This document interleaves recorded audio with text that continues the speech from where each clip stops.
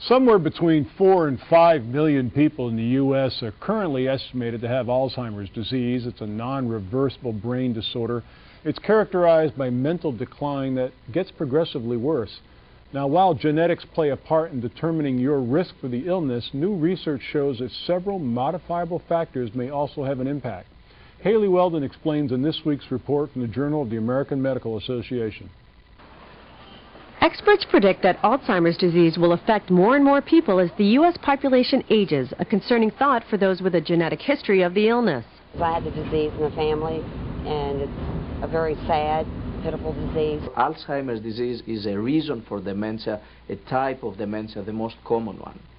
But modifiable lifestyle factors may play a role in a person's risk for the illness as well. Dr. Nicholas Skarmeas of Columbia University Medical Center led research that measured whether exercise and a Mediterranean-type diet, separately and in combination with each other, affected risk for Alzheimer's in a multi-ethnic group of nearly 2,000 elderly residents of New York City. We visit them at their homes and we inquire them about their physical activity and about their dietary habits, and then we follow them prospectively over the course of approximately 5.5 years. The study appears this week in JAMA, Journal of the American Medical Association, and found that in this elderly group, those considered very physically active had a 33 to 48% reduced risk of developing Alzheimer's. Those shown to strongly adhere to a Mediterranean-type diet had a 32 to 40% reduced risk. And those who fell into both categories had a 61 to 67% reduced risk. It seemed that the more you are doing both in terms of diet and in terms of exercise, the better it was in terms of your risk for getting Alzheimer's disease. Citing minimal risks and many potential benefits, researchers hope that doctors consider steering even healthy patients toward adopting these lifestyle behaviors. More salads, good cheese, good fish. Sounds good to me. Haley Weldon, the JAMA Report. Another study appearing in the Journal of the American Medical Association has a related finding associating a Mediterranean-type diet with some slower cognitive decline in over 1,400 residents of Bordeaux, France. Now we're joined by Dr. Bill Callahan, board certified with the American Board of Psychiatry and Neurology. Dr. Bill, good to see you again. Thank you for having me. Now we just saw this piece about Alzheimer's and various modifications that can be made to lifestyle to slow down the progress. I mean, we know there's no cure. We know that you can't reverse the effects of Alzheimer, but I guess now we are seeing ways that we can slow it down. Absolutely. And I think the diet, it's lovely when we see diet advice that actually works and we have some scientific proof, because what I've seen personally in my practice and in my own life is that diet makes a huge, huge difference in our overall health. Mm-hmm. And when we talk about the Mediterranean type diet with low fat, more natural fats like olive oils and things like that, the fresh fish, these are things that have been shown to be good for the brain in a variety of areas. They're good for the heart. So it's sort of a no-lose proposition. At the very least, we might help keep our weight under control, which prevents a lot of other disease.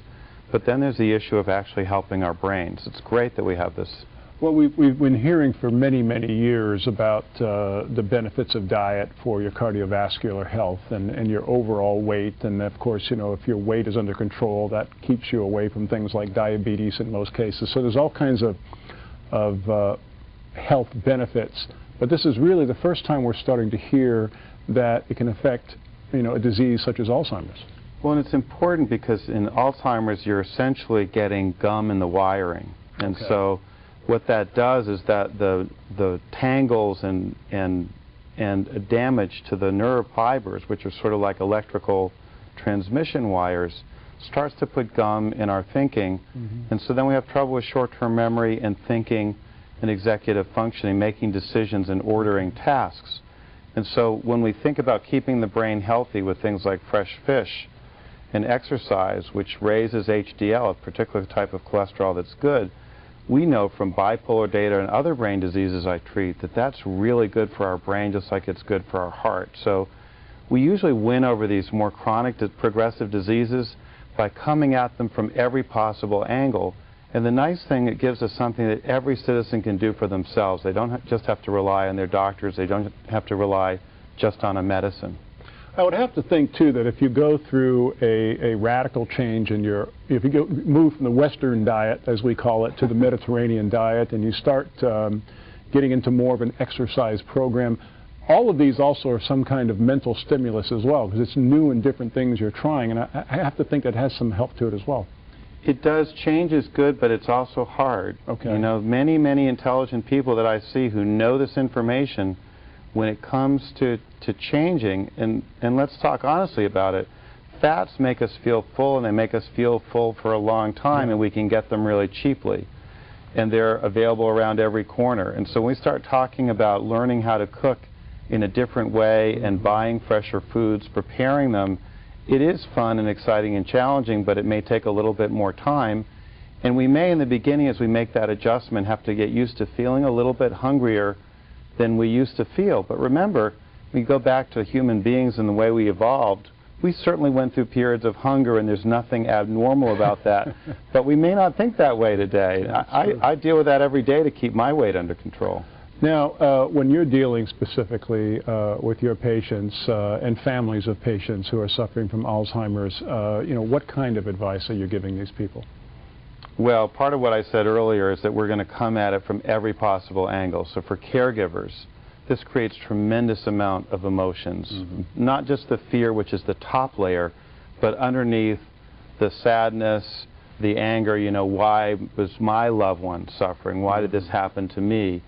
And of course, this is a genetically based disease, or at least there's a genetic part of it. There's maybe viral causes. These are not things that people really bring on themselves. Right. But so I get the caregivers into groups where they can start to deal with their own emotions so they don't become ill and overwhelmed, and they get some support. I help the person exercise and do memory exercises. There's also good data saying if you keep the brain active, and that could be crossword puzzles or other basic kinds of memory things, it actually does make a difference. It is true that what we don't use, we start to lose. Of course.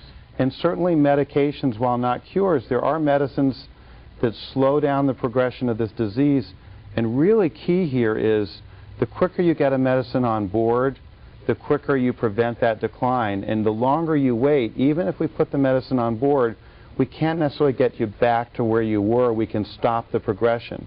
So sometimes when we're scared to get bad information, we tend to delay and put things off, and then you lose a chance. So it doesn't hurt to go in early and find out, do I have it or not, rather than wait too long. It's pretty much like any other disease, you know, whether it's cancer or Alzheimer's. You catch it quicker, you're in better shape. Absolutely. Once again, Dr. Bill Callahan. Dr. Callahan, thanks so much. Thank you, Don.